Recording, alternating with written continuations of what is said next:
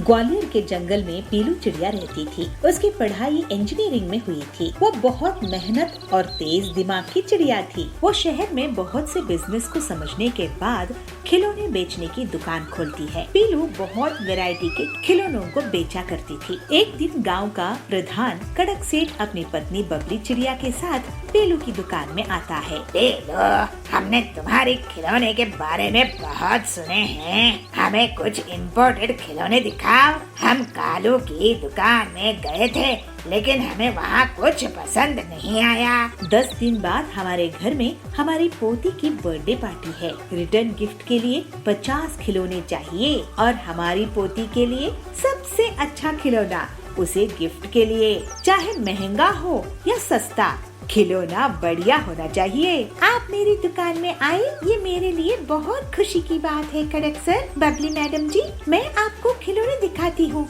आप जो पसंद करोगे उसका ऑर्डर दे दीजिए, मैं आपको डिलीवर कर दूंगी। इसके बाद पीलू उन्हें बहुत से खिलौने दिखाती है। कड़क और बबली उससे बहुत खुश होते हैं और बड़ा सा ऑर्डर और एडवांस देकर वहाँ से चले जाते हैं। ये देखकर कालू जल उठता है। उसकी पीलू की दुकान के सामने ही खिलौने की दुकान थी। ये कल की लड़की पीलू की दुकान पर कड़क सेठ इतना बड़ा ऑर्डर करके गया है, इसके कारण मुझे बहुत बड़ा नुकसान हुआ है। इसकी दुकान बंद करवानी पड़ेगी। रात में कालू कुछ बदमाशों को पैसे देता है। ये लो पैसे और पीलू की दुकान को तोड़ फोड़ कर कचरे का ढेर बना दो। फिर वो बदमाश पीलू की दुकान को पूरी तरह से तोड़ फोड़ देते हैं। अगले दिन पीलू अपनी दुकान जाती है। ये क्या हो गया है? मैं तो बर्बाद हो गई, पूरी दुकान ही उजड़ गई है। कौन आया था मेरी दुकान को तहस नहस करने के लिए? मैंने किसी का क्या बिगाड़ा था? अब मैं इस नुकसान को कैसे झेलूंगी? कड़क सेठ का इतना बड़ा ऑर्डर मैं कैसे पूरा करूंगी? पीलू को रोता हुआ देखकर हरिया काका उसके पास आता है और कहता है, पीलू बेटी, तुम निराश मत हो, हिम्मत रखो। अगर तुम अपनी मेहनत से अपने खिलौने की दुकान शुरू करके इतना अच्छा ऑर्डर ले सकती हो, तो इस मुसीबत से भी बचकर निकल सकती हो। लेकिन काका, इस नुकसान के बाद मेरे पास इतने पैसे नहीं हैं जो मैं कड़क सेठ का ऑर्डर पूरा कर सकूं, और खिलौना बनाने की मशीन तो है नहीं कि खिलौने बना लूं। बेटी, मैं एक प्लास्टिक की फैक्ट्री का मालिक था। अब वो फैक्ट्री बंद पड़ी है। अगर तुम उस फैक्ट्री का इस्तेमाल खिलौना बनाने में कर सको तो। पीलू को हरिया अपनी फैक्ट्री लेकर जाता है। ये देखो बेटी, मैं पहले ये फैक्ट्री चलाता था, लेकिन मेरी उम्र होने की वजह से मैं काम करना बंद कर दिया हूँ। इन पुरानी मशीनों के साथ तुम कुछ कर लो। फिर 2 दिन की मेहनत के बाद पीलू उन मशीन के साथ खिलौना बनाने में कामयाब हो जाती है। वाह बेटी, तू बहुत ही होशियार है। आपका बहुत धन्यवाद काका। अब मेरे नुकसान की भरपाई हो चुकी है और अब मैं कड़क सेठ और बबली मैडम का ऑर्डर पूरा कर सकूंगी। लेकिन कालू फिर से उसे नुकसान पहुंचाने की सोचता है और वो उसकी फैक्ट्री में आग लगाने के लिए जाता है।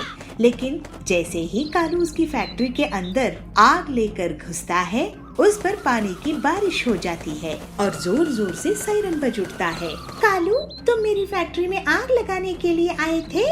तुम्हारी इतनी हिम्मत! तुमने ही मेरी दुकान को नुकसान पहुंचाए थे।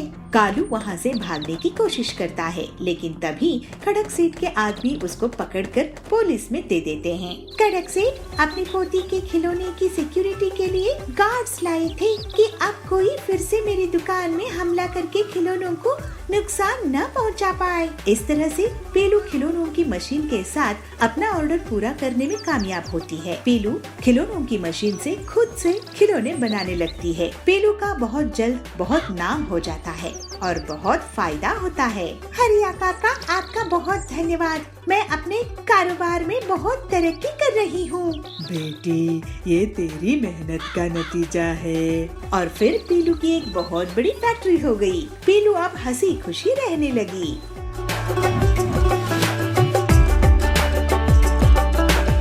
गरीब लोगों की सेवा के लिए दुकान नहीं खोली है मैंने। मैं तुम्हारी दुकान चलने नहीं दूंगी। मैं तुम्हारी दुकान बंद करवा के ही रहूंगी। जबलपुर गांव के जंगल में बबली कौवी एक ठेले में गन्ने का जूस बेचा करती थी। उसकी दुकान बहुत अच्छे से चलती थी और गर्मी में तो ग्राहकों की हमेशा से भीड़ लगी रहती थी। बबली सबसे बहुत अच्छे से बात करती थी। ऐसे ही बहुत समय तक काम करते हुए उसने बहुत पैसे कमाए और फिर कालू कौवे से शादी कर ली। अपनी सफलता के कारण उसको बहुत घमंड हो गया था और वो गरीब ग्राहकों से बदतमीजी से बात करती थी। बबली दीदी, मुझे 2 ग्लास ताजा गन्ने का जूस देना।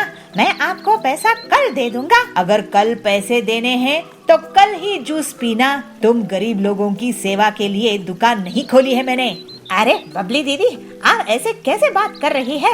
मैं तो आपका रेगुलर ग्राहक हूँ। देखो बंटी भैया, पैसे रखो और जूस पियो। और हाँ, आज से गर्मी शुरू हो रही है ना, आज से 20 रुपया ग्लास नहीं बल्कि 40 रुपया ग्लास गन्ने का जूस मिलेगा। इस तरह से बबली बहुत घमंड हो चुकी थी। गरीब ग्राहकों से पैसे रखवाती थी, फिर गन्ने का जूस देती थी। कोई गन्ने का जूस नहीं बेचा था जिसकी बबली फायदा उठा रही थी। लेकिन अगले ही दिन बबली की दुकान के सामने पीलू चिड़िया अपना गन्ने का जूस का ठेला खोलती है। उसकी दुकान चलती देखकर बबली उसे जलने लगती है। पीलू चिड़िया, तुम मेरे ठेले के सामने गन्ने का जूस क्यों बेच रही हो? मैं तुम्हारी दुकान चलने नहीं दूंगी। अरे सुंदरी दीदी, गुस्सा मत करो। जंगल में इतने ग्राहक हैं कि हम दोनों की दुकान अच्छे से चल सकती है। पीलू की बातें सुनकर बबली चुप हो जाती है। पीलू अपने ग्राहकों से बहुत अच्छे से बात करती थी, जबकि बबली अभी भी बहुत घमंड से रहती थी। जल्द ही पीलू की दुकान में भीड़ लगने लगती है, क्योंकि वो गन्ने का जूस को सिर्फ 15 रुपए में बेचा करती थी। ये पीलू तो बहुत ही चालाक निकली, सस्ते दामों में जूस बेच रही है। इसकी दुकान बंद करवा दूंगी। मैं भी दाम कम कर देती हूँ, लेकिन उतने पैसों में मैं गन्ने का जूस नहीं बेचूंगी, बल्कि केमिकल वाला नकली मिलावटी जूस बेचूंगी। ग्लास का जंबो साइज बड़ा देखकर जंगल वाले मेरे ही पास आएंगे और पीलू की दुकान बंद हो जाएगी। फिर ऐसा सोचकर बबली अपने घर में केमिकल वाला जूस तैयार करती है और मन ही मन बहुत खुश होती है। जंबो गन्ने का जूस ले लो, जंबो गन्ने का जूस। इतने बड़े गन्ने का जूस कभी नहीं देखे होंगे। जंगल के पक्षी बबली की आवाज सुनकर उसकी दुकान की तरफ भागते हैं और ग्लास का साइज देखकर लालच में आ जाते हैं और सिर्फ कुछ ही मिनट्स में बबली के जंबो गन्ने का जूस बिक जाता है। देखा पीलू चिड़िया, मुझसे पंगा लेने का नतीजा, मैं तुम्हारी दुकान बंद करवा के ही रहूंगी। उसी दिन से पीलू की दुकान में ग्राहकों की कमी होने लगती है और अगले दिन से तो कोई भी उसकी दुकान नहीं जाता है। थोड़े ही दिनों में पीलू को दुकान बंद करने की नौबत आ जाती है। तभी एक दिन डॉक्टर हरिया उसकी दुकान पहुंचते हैं। पहले मुझे 1 गिलास जूस देना। बबली की दुकान में भीड़ है, मुझे लेट हो रहा है, नहीं तो मैं उसी की दुकान में जाता। ये लीजिए डॉक्टर सर। अरे वाह, ये बहुत ताज़ा है। ऐसा करो, तुम मेरे हॉस्पिटल में रोज 20 गिलास भेज दिया करो मरीज के लिए। पीलू ये सुनकर बहुत खुश हो जाती है और हरिया के मरीज उसके गन्ने का ताज़ा जूस पीकर ठीक हो जाते हैं। लेकिन तभी वहाँ बबली की दुकान से गन्ने का जूस पीने वाले पक्षी आते हैं और उल्टियाँ करने लगते हैं। अरे ये क्या, इन्हें तो उल्टियाँ हो रही है। उनका टेस्ट होता है और उनसे हरिया पूछता है कि वो लोग क्या खाए पिए थे। तब वो बताते हैं कि रोज वो बबली के यहाँ जूस पीते हैं। बबली, तुमने इस गन्ने की जूस में क्या मिलाया है? तुम्हें पता है सबको किडनी में स्टोन्स हो गए हैं। इन सब की तबीयत खराब हो गई है तुम्हारी दुकान का गन्ने का जूस पीकर। अरे ये लोग पीलू की दुकान का जूस पिया करते थे। फिर हरिया बताता है कि पीलू की दुकान के जूस से उसके बीमार मरीज ठीक हो गए हैं। इसके पहले बबली कुछ बोल पाती, सभी पक्षी उसको घेर लेते हैं। बबली, तुम हमसे इतना सारा पैसा लेती हो गन्ने के जूस का, लेकिन ये जहर बेच रही हो। वो पीलू कम दाम में भी हमें स्वादिष्ट और सेहतमंद गन्ने का जूस पिलाती है। अब तुम्हें इसका हर्जाना भुगतना होगा। ऐसा कहकर सभी पक्षी बबली को पुलिस के हवाले कर देते हैं। पीलू पूरी ईमानदारी के साथ स्वादिष्ट गन्ने का जूस बेचना जारी रखती है और जंगल वाले उसकी बहुत तारीफ करते हैं। अब जंगल में बस उसी की गन्ने का जूस का दुकान थी। पीलू और बाकी लोग अब हंसी खुशी रहने लगते हैं।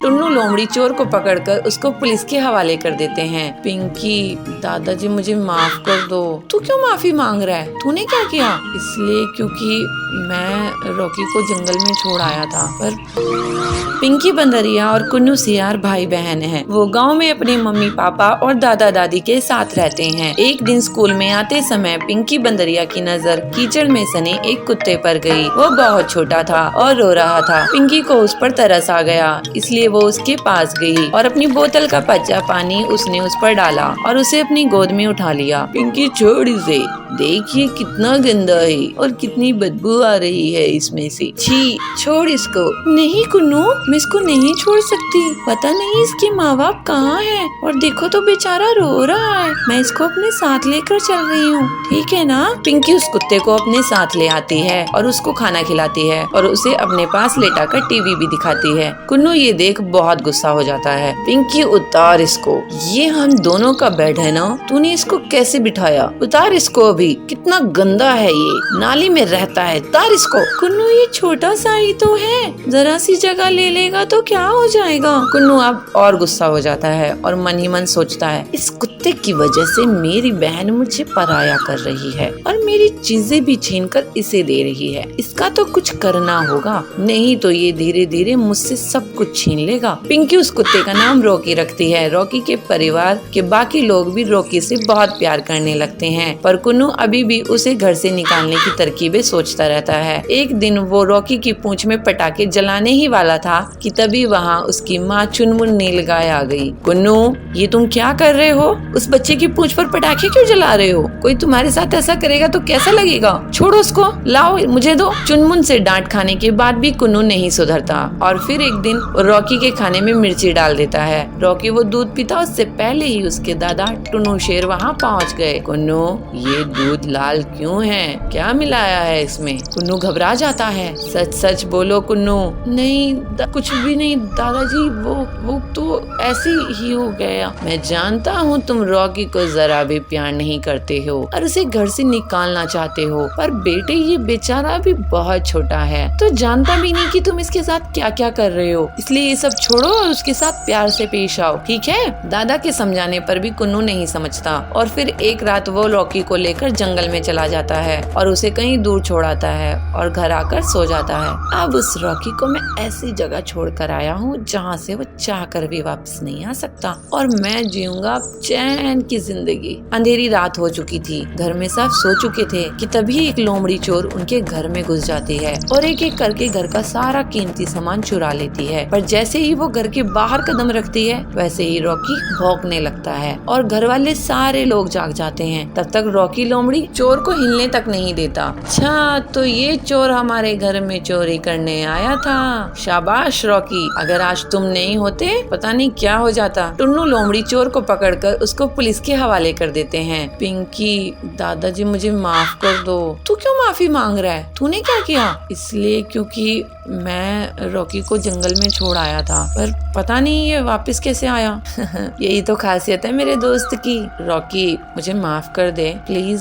सॉरी यार, अब हम दोस्त बन सकते हैं, तू दोस्ती करेगा मेरे से? रॉकी अपना एक पैर आगे बढ़ाता है और अब दोनों के बीच दोस्ती हो जाती है। रॉकी कुन्नू का भी दोस्त बन जाता है और फिर सब खुशी खुशी रहते हैं।